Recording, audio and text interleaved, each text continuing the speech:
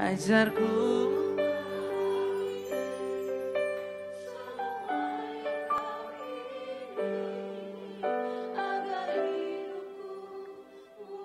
Si Tuhan, silakan duduk kembali saudaraku. Terima kasih buat Pak Gembala, Omi dan para deputi pastor, Pastor Daniel Hendra, Pastor Rian Sipuria, dan yang lain-lain. Puji Tuhan. Ibadah pertama tadi, tema khotbah saya adalah Inteos atau antusias. Puji Tuhan, ibadah kedua hari ini kita akan belajar dari 1 Tesalonika 5,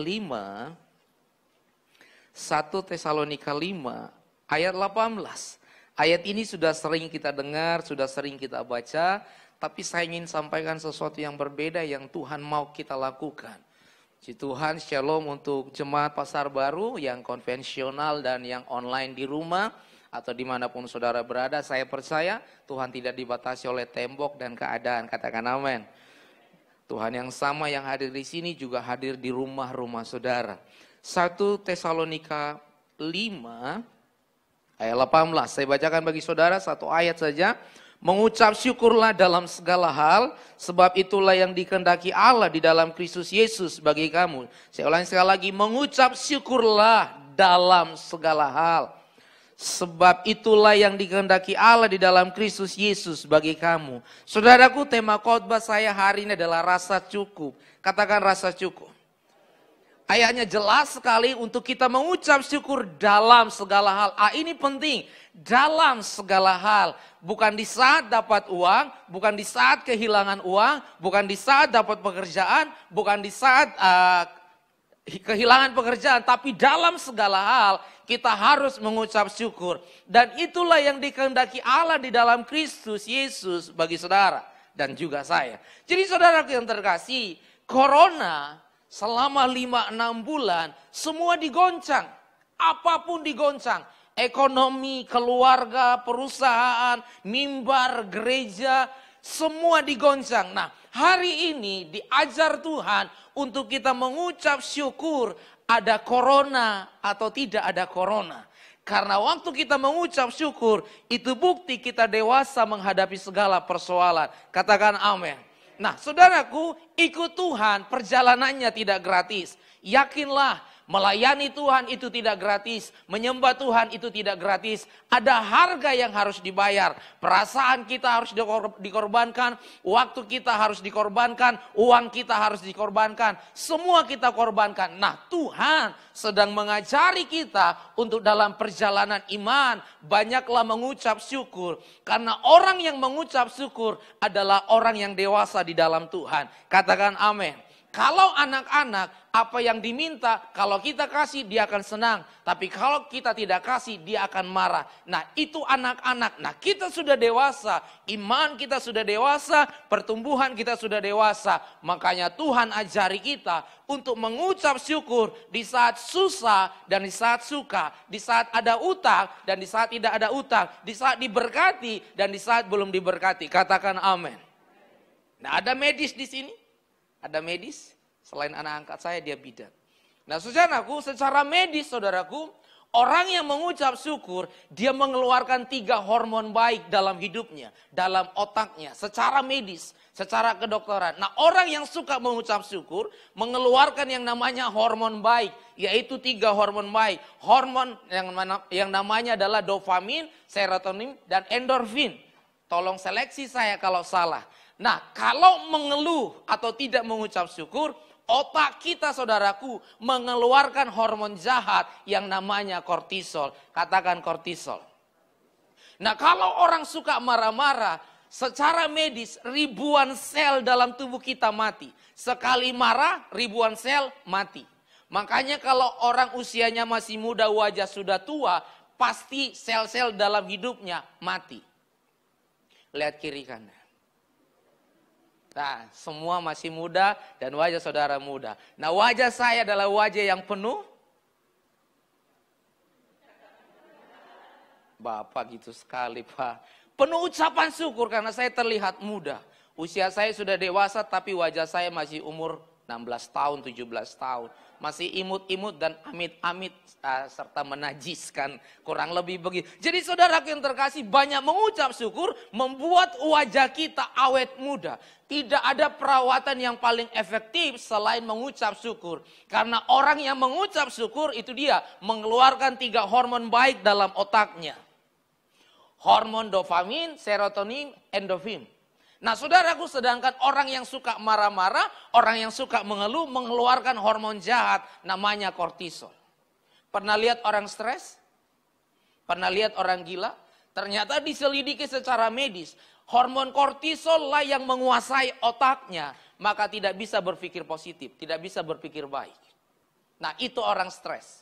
Tapi kalau mengucap syukur mengeluarkan hormon baik, dia pasti sehat dan waras. Jadi saudaraku yang terkasih, secara medis pun mendukung firman Tuhan. Luar biasa sekali Yesus. Yesus bilang ini, mengucap syukurlah dalam segala hal.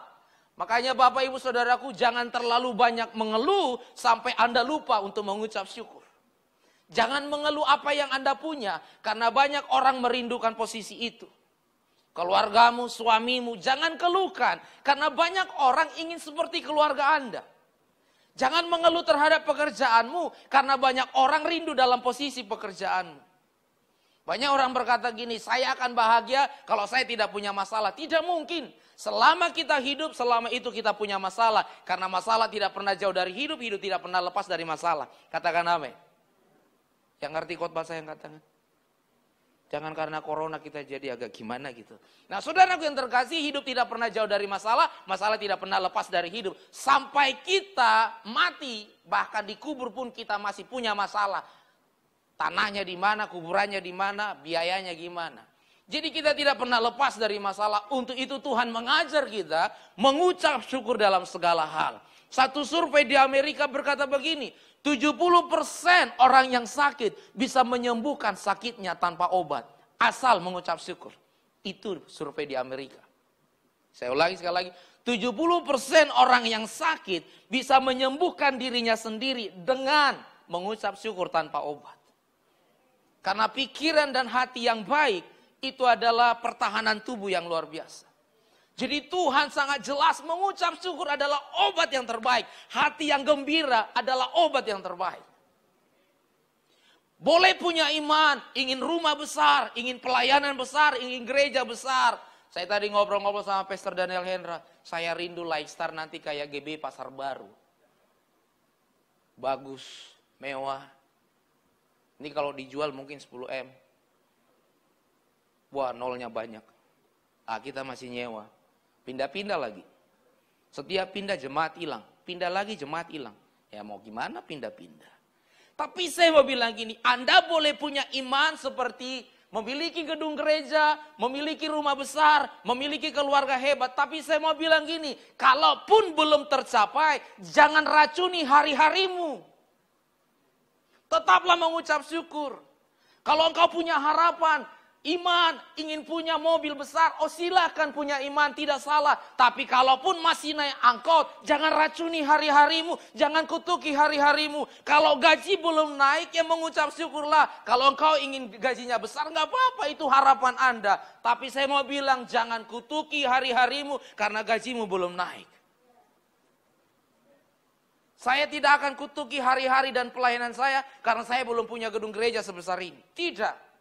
Mau ngontrak, saya tetap mengucap syukur. Nanti punya gedung besar pun saya tetap mengucap syukur.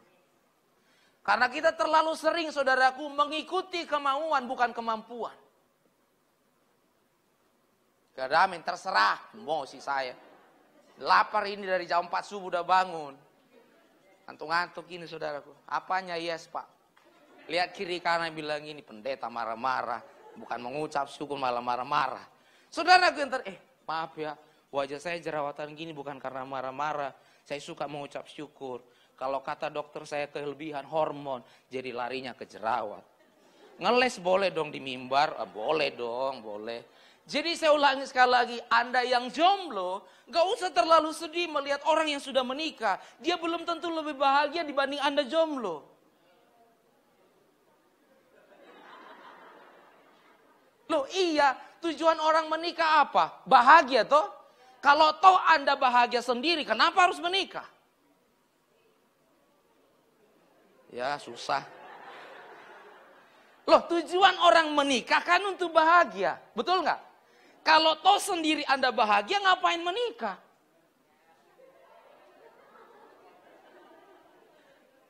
Nggak ada hubungan masuk surga atau neraka karena jomblo, nggak ada. Anda mau sendiri kayak Paulus, Anda tetap masuk surga. Orang mau bilang Paulus nikah atau nggak nikah terserah. Itu urusan mereka. Tapi saya mau bilang gini, jomblo pun bisa tetap bahagia day by day. Cuma nggak enak kalau ditanya. Udah punya pacar belum? Belum. Udah punya tunangan belum? Belum. Status sosialnya yang rusak. Tapi saya mau bilang gini, nggak rusak kok di hadapan Tuhan. Tapi kalau saudara ingin menikah bahagia, nggak apa-apa. Karena banyak orang setelah menikah tidak bahagia. Mau mundur nggak bisa. Jujurlah. Wajah-wajah Bapak kan kelihatan tertekan. Jujurlah Pak. Kita pikir dulu menikah itu penuh kebahagiaan. Pas menikah. Aduh, darah Yesus. Ya bahagia juga sih. Bahagia juga sih. Tapi ini pesan saya buat saudara yang masih jomblo. Kalau boleh menikahlah. Supaya kalau saudara sakit ada yang jaga. Saudara punya pacar lah, minimal kalau saudara sakit ada yang tanya udah makan atau belum. Kan gak lucu Tuhan Yesus tanya udah makan belum. Kan gak lucu. Tapi minimal gini, jangan racuni hatimu. Karena tidak punya apa-apa. Jangan bandingkan dirimu dengan orang lain. Karena mereka punya persoalannya sendiri dan mereka punya bahagianya sendiri. Begitu juga dengan kita. Mereka punya prosesnya, kita punya prosesnya. Mereka punya berkatnya sendiri, kita punya berkat sendiri. Tuhan tidak kekurangan berkat untuk kita nanti nikmati. Jangan karena tetangga kita punya 3 mobil, lalu kita beli 2 mobil. Jangan. Biarlah hidup penuh cinta, bukan penuh cicilan. Amin. Oh nggak apa-apa punya cicilan. Saya juga punya cicilan Pak. Rumah belum lunas. Curhat. Dan. Tadi saya bilang kepada Daniel, hebat ya gerejanya. Kalau saya bangun gereja begini gimana? Mahal banget di Kelapa Gading.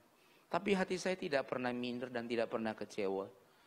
Segala sesuatu indah pada waktunya. Amin. Saya khotbahkan tadi pada 1. Kalau belum indah berarti belum waktunya. Kalau belum waktunya berarti belum indah. Termasuk dalam memilih pasangan. Jangan paksakan waktumu. Kacau. Suatu hari saudaraku ada satu keluarga. Bukan satu keluarga lah. Sepasang kekasih temui saya. Bang, saya mau menikah. Boleh? Calonmu yang mana? Yang itu. Oh, udah kenal? Sudah. Jangan buru-buru nikah, kenal dulu karakternya. Udah ganteng, tampan. Ya sudah, mereka menikah di Medan, saudaraku. Ya sudah, mereka menikah di Medan. Baru sebulan, saudaraku, mereka pulang ke Jakarta. Temui saya hanya untuk minta cerai. Saya bilang, kenapa minta cerai? Saya dipukulin tiap malam. Lihat di bang, gigi saya 3, kropos 3. Hilang. Si cewek dipukulin tiap hari. Karena laki-lakinya make narkoba. Dipukulin tiap hari. Saya bilang gini, kan saya udah bilang jangan cepat-cepat menikah. Soalnya saya takut nggak laku. Saudaraku dengar baik-baik nih. Ada yang jomblo nggak? Nggak ada. Ada yang jomblo nggak? Nggak ada. Oh ada. Anak saya juga jomblo. Yang saya mau bilang gini bagi saudara yang jomblo atau bagi saudara orang tua yang punya anak. Jangan paksakan anakmu menikah karena umur. Jangan. Biarlah dia menikah sesuai momennya Tuhan. Jangan karena kepala 3, ayo nikah siapa aja ambilin di lampu merah terserah. Jangan. Karena menikah seumur hidup, salah pasangan sorga hilang, neraka seumur hidup. Loh iya, kan kalau orang bilang gini potong rambut, salah potong rambut cuma sebulan sengsaranya. Tapi kalau salah nikah, seumur hidup sengsaranya. Makanya jangan paksakan karena status sosial, image, nikah. Jangan, kasihan. Nikah itu nggak enak. Mencocokkan 2 karakter nggak gampang. Saya dengan istriku, jangankan karena uang, karena odol aja bisa berantem. Karena odol, saya suka pencet dari belakang. Istriku suka pencet dari tengah. Gara-gara itu bisa debat. Soalnya dua karakter, dua otak. Kalau tidak dewasa, kalau tidak siap, jangan. Jangan karena status sosial atau tuntutan keluarga. Jangan pernah menikah. Biarlah Anda menikah karena memang indah pada waktunya. Saya ulangi sekali lagi, segala sesuatu indah pada waktunya. Kalau belum indah, berarti belum waktu Tuhan. Kalau belum waktu Tuhan, berarti belum indah. Jadi mengucap syukur, sendiri punya rumah, ngontrak, ada kerjaan, belum ada gaji, naik gaji, tetap mengucap syukur. Jangan rusaki hari-harimu, karena sesuatu yang Anda harapkan belum Anda temui. Amin. Saya ulangi, jangan terlalu sering mengeluh sampai Anda lupa untuk mengucap syukur. Padahal anak-anakmu itu berkat dari Tuhan. Suamimu, istrimu, pelayananmu, itu berkat dari Tuhan. Itu berkat dari Tuhan. Nah, saudara yang dipercaya di mimbar ini, jaga baik-baik. Jangan anggap remeh. Karena tidak semua orang punya kesempatan yang sama. Ada PK, nggak ada PK, tetap layani dengan baik-baik. Katakan amin. Lihat kiri kanan, bilang begini, Pak, Bu, kuat ya. Yang tertekan sama suami dan istri saling nguatin. Kuat ya. Kalau ada di sini suami mengeluhkan istrinya, tobat Pak. Tobat. Karena banyak orang merindukan istrimu. Banyak. Istri saya walaupun gak langsing, tercantik. Saya berani jamin, saya ngomong gini di mimbar gak mungkin bohong. Turun dari mimbar mungkin saya beda. Kan di depannya supaya saya tidur di rumah loh Pak. Loh saya pernah saksikan. Saya punya teman, dia artis. Tiba-tiba cerai, anaknya 4. Sederhana saudaraku kenapa dia cerai. Karena istrinya gendut. Saya pernah ngomong, saya nggak usah sebut namanya. Istri saya sudah kegendutan. Saya suruh diet, dia nggak mau. Cerai. Cerai Pak. Loh istri saya gendut, yes. Tapi saya bersyukur istriku gendut, itu bukti suaminya bertanggung jawab. Loh, bersyukurlah kalau Anda gendut. Karena Anda pernah kurus. Kita yang kurus tidak pernah gendut. Mereka double syukur. Saya pernah bilang ke istriku, saya bersyukur punya istri yang gendut. Itu berarti mulutnya dipakai untuk makan, bukan untuk ngomongin orang. Puas saudara. Jadi kalau istri saudara kurus makan hati, suka ngomongin orang.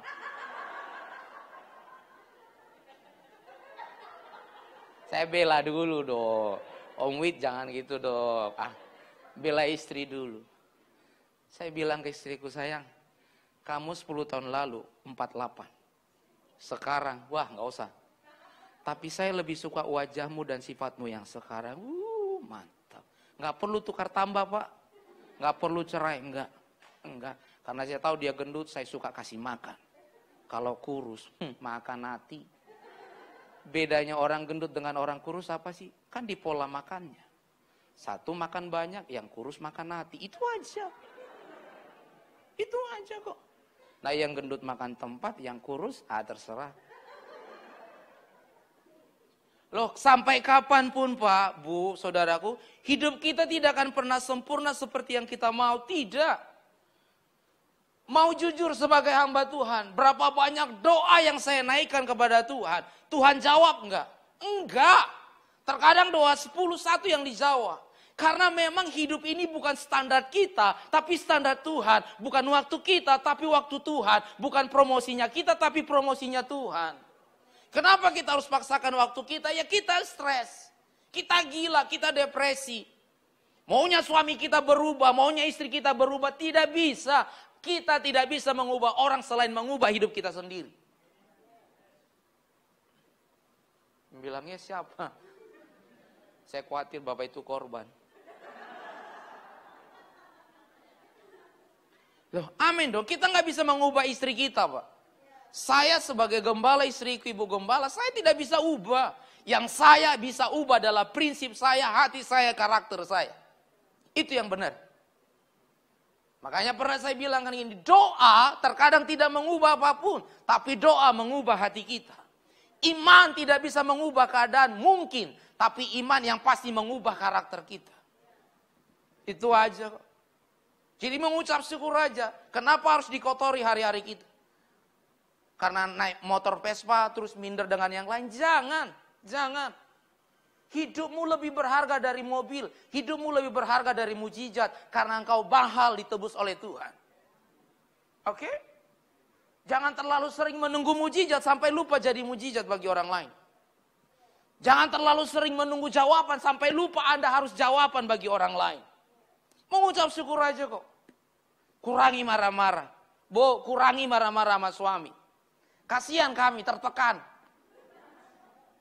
Oh, istri saya enggak baik. Lembut. Orang Batak. Manggil aja sayang. Ada parang tapian. Bu, kurangi marah-marah sama suami. Amin, Bu. Enggak ada. Cuma 2. Oh, bagus. Pak, kurangin ngebosi sama istri. Enggak ada amin. Terserah. Hak saudara. Banyak mengucap syukur. Membuat kita awet muda. Saya mau bilang gini sekali lagi. Obat terbaik di dunia ini tidak pernah bisa mengalahkan yang namanya mengucap syukur. Imun tubuh kita, itu karena kita mengucap syukur. Imun tubuh kita supaya naik dan kuat, banyak mengucap syukur. Mengalahkan vitamin C, mengalahkan jus jeruk, mengalahkan semuanya. Hebat loh Tuhan kita. Zaman dulu gak ada rumah sakit loh.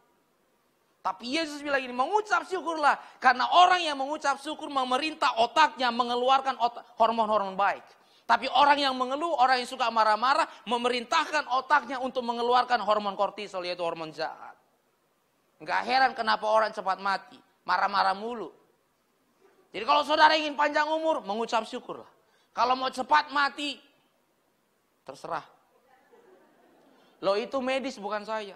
Makanya orang bilang gini, saudaraku, bukan orang sih firman Tuhan. Hati yang gembira adalah obat.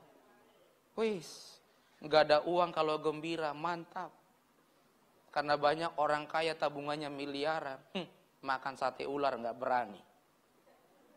Banyak orang kaya tabungannya miliaran, nggak bisa makan ayam, nggak bisa makan babi.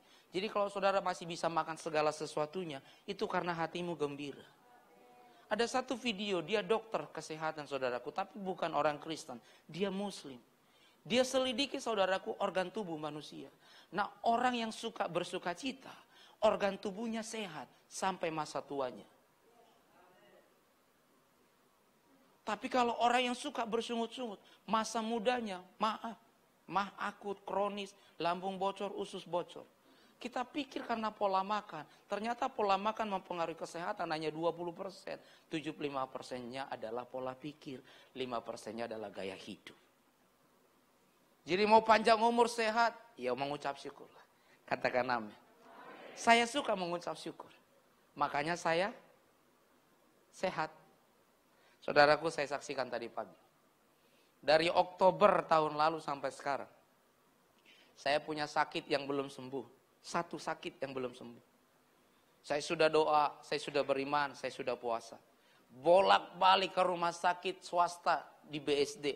Karena dokter satu-satunya yang saya perlukan hanya ada di BSD. Dan di rumah sakit itu. Sekali seminggu saudaraku. Bayarnya jutaan karena tidak di cover BPJS. Apakah saya mengeluh? Tidak. Karena saya tahu mengeluh adalah pilihan yang terburuk. Tapi mengucap syukur adalah pilihan yang terbaik. Dokternya bilang gini, pertahanan tubuh yang paling hebat adalah di Bapak, bukan di obat. Itu dokternya. Obat yang paling hebat adalah bukan di dokter, tapi di kita. Yaitu mengucap syukur. Saudara bisa bayangkan hebatnya Tuhan kita mendesain tubuh kita. Hanya mengucap syukur, mengeluarkan hormon baik. Dan itu menjadi obat bagi tubuh kita. Saya tidak mengeluh karena mengeluh akan memperburuk keadaan. Mengucap syukurlah. Orang yang mengucap syukur tidak akan terhindar dari masalah. Tapi minimal gini, kuat menghadapi masalah. Katakan amin. Kalau hidupmu hari ini di tengah lembah, jangan berhenti. Teruslah berjalan. Karena ujung dari sebuah lembah pasti bukit. Walau berdarah-darah, walau menangis, tetaplah berjalan. Karena di ujung dari semua lembah pasti puncak. Katakan amin. Jangan berhenti di tengah lembah. Karena tujuan kita adalah puncak. Katakan amin. Lihat kiri kanan bilang begini. Mengucap syukur. Mengucap syukur punya suami. Mengucap syukur punya istri yang rewel. Oh, Memang wanita ditakdirkan untuk rewel, untuk cerewet. Kalau pria yang cerewet, salah kelamin. Beneran, saya punya teman cowok dari pagi sampai malam bisa ngomong. Saya bilang itu orang ya. Padahal kan kita ditakdirkan wanita yang punya saraf banyak, jadi sehingga 15.000, 20.000 kata sehari harus dikeluarkan. Kita kan pria hanya 7.000 kata per hari. Jadi kalau pria 20.000 kata per hari, kita salah rokok. Jadi Pak, kalau istri masih cerewet, itu bukti belum mengeluarkan 20.000 kata per hari. Kebayang gak kalau Anda tinggal sama ibu mertua? 40.000 kata Anda harus dengar. Makanya Alkitab dengan jelas, kalau Anda sudah menikah, tinggalkan orang tuamu. Jangan tinggal di rumah orang tua atau mertua. Menghindari konflik. Tapi yang tinggal sama mertua ya gak apa-apa. Gak apa-apa. Karena banyak mantu kok yang bahagia ada mertuanya. Tiba-tiba mati aja. Jadi wajar kalau istri kita cerewet Pak. Karena mereka memang didesain Tuhan. Punya saraf banyak dibanding pria. Amin. Yang aneh kalau pria tukang ngomong, itu aneh. Karena pria itu kan sudah oke, ya mantap. Ya. Kalau wanita enggak, Pak tahu enggak tetangga kita tadi curi ayam dan ayamnya itu ternyata ayam marga si Hombing. Dan si Hombing itu ternyata udah janda loh. Ternyata walaupun dia janda punya anak 3 loh. Semua diomongin. Kalau pria kan enggak, Bu tetangga kita curi ayam, selesai. Kalau pria kan enggak, ayam siapa dikasih tahu. Tetangganya siapa dikasih tahu. Kucing tetangga juga diobrolin. Itu wanita. Amin. Jadi kalau Anda istri mengucap syukur punya suami kami yang seperti ini. Walau pesek mancung tetap mengucap syukur. Gaji kecil, gaji besar, tetap mengucap syukur. Karena banyak orang merindukan suami Anda. Banyak. Ini istriku ketakutan sekarang. Katanya disanggah. Ini karena depan umum aja istriku malu. Kalau di rumah tanya anak-anak angkat saya. Papi itu udah ganteng. Jangan suka WA cewek. Papi itu udah ganteng. Matanya katarak. Kalau ada yang bilang saya ganteng, saya bilang 100% Anda bohong. Tapi kalau saudara bilang saya keren, manis, itu boleh lah.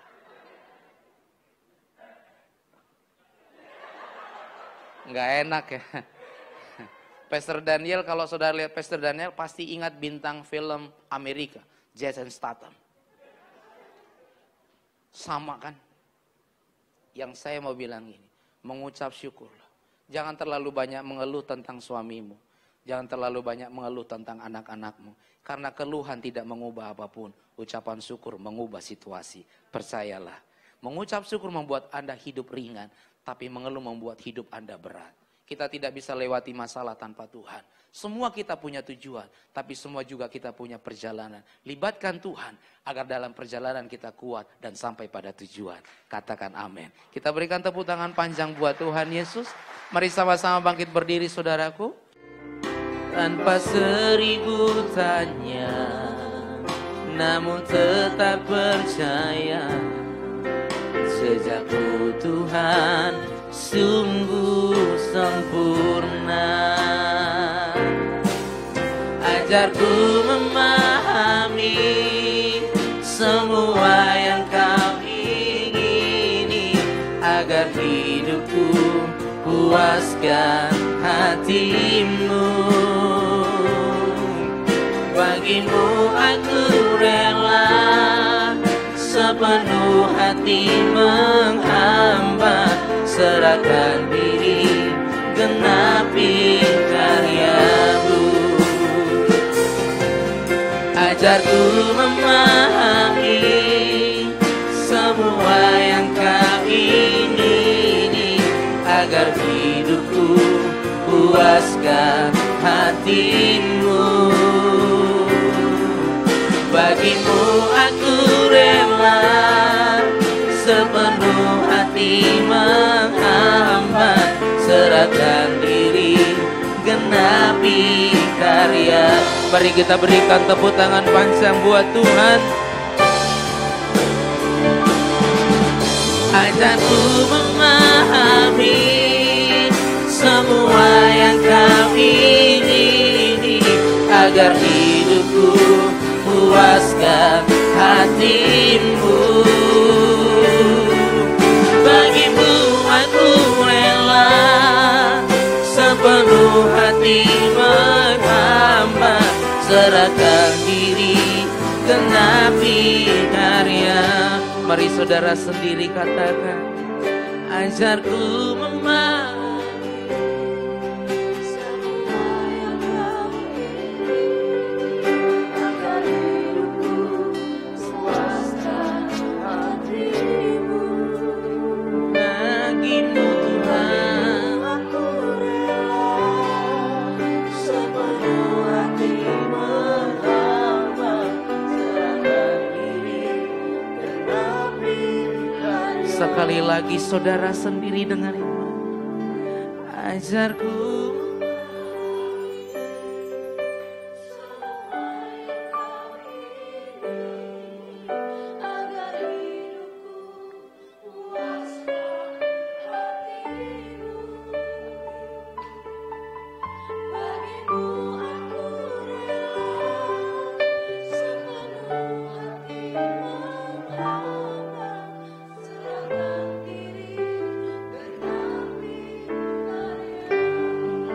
katakan lebih lagi, ajarku memahami semua yang kau ingin, agar hidupku puaskan hatimu.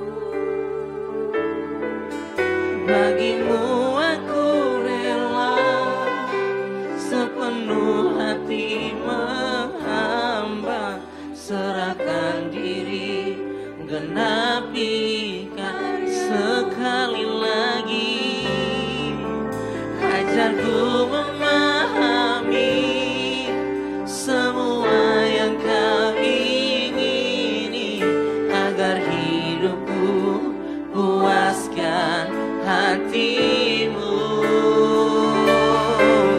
Bagimu aku rela sepenuh hati menghamba, serahkan diri